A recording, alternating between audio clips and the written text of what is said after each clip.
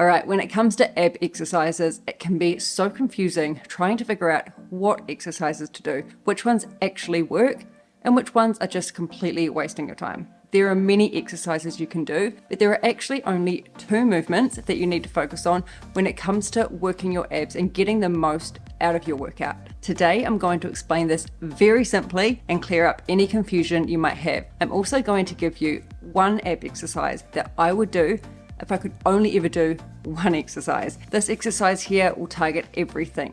So when it comes to your abdominal muscles, you have 3 main areas: your upper abdominals, your lower abdominals, and your obliques here on the side. An ideal ab workout will ensure all of these areas are targeted. All right, the first movement is the upper body hinge. Any movement where you're hinging from your upper body forward will be working primarily your upper abdominal region. Your lower abs and your obliques will still be worked, but it's your upper abs here that are the primary muscle being worked. Exercises just such as the simple crunch is a good example of an upper body hinge. So your lower body remains stationary, flat on the floor, and your upper body is moving forward towards your center. The second movement to include is the lower body hinge. This is where you're hinging from your lower body, your legs and your hip area towards the center of your body. This movement here will target your lower abdominals. Again, you are going to feel it in your upper and you will be targeting your obliques as well, but it is primarily targeting your lower abs. So if there are only 2 movements, one targeting the upper abs,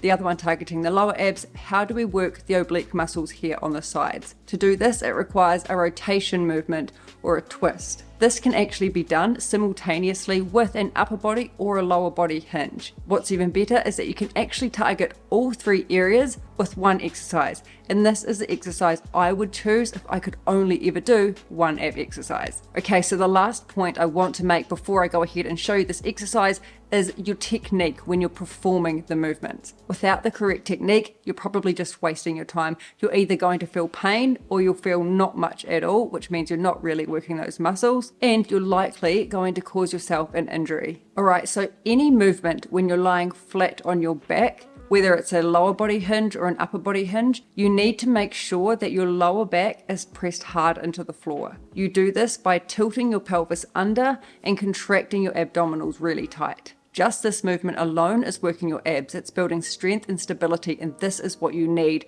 to be able to do abdominal workouts. So when you're performing any movement lying on your back, when you extend your body back out, you want to make sure that you don't arch your back and your lower back is coming off the floor. You need to keep your core contracted and your lower back pressed into the floor. It will feel strange to start with, and it can be difficult to do in the beginning, and you'll likely find that you can't do as many reps. But this is just because you're working your abs harder. You're working them properly. Okay, the other thing you need to do, and a lot of people struggle with this, is actually using your abdominal muscles to perform the movement and not your neck and back. I have a lot of people tell me they get neck and back pain, neck and shoulder pain when they're doing abdominal workouts, and this is simply because they are using these muscles far too much and not contracting the core. This usually happens with an upper body hinge movement. These muscles are being tensed up to try and bring yourself forward to do the movement because you have a weakness in the abdominal region, or you're just simply not using it as much as you could be using it, should be using it. So make sure you really squeeze your abdominal muscles tight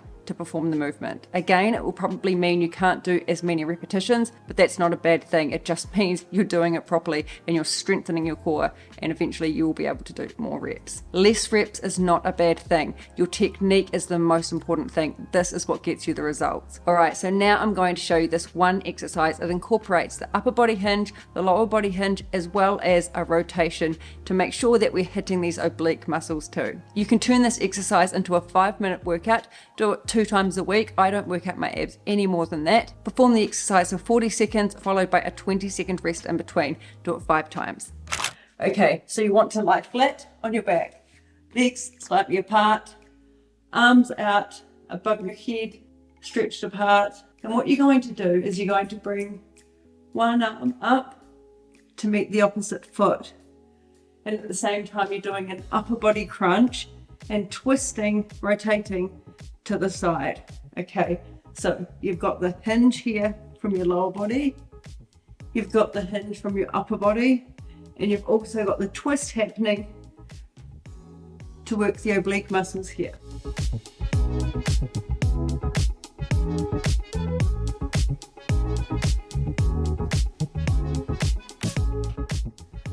you want to do is try and keep this leg as straight as you can. I have extremely tight hamstrings, so I find it quite difficult to do, but try not to bend it in too much. You want to keep it as straight as you can without causing yourself an injury. And you will feel that working the upper, the lower, and the obliques.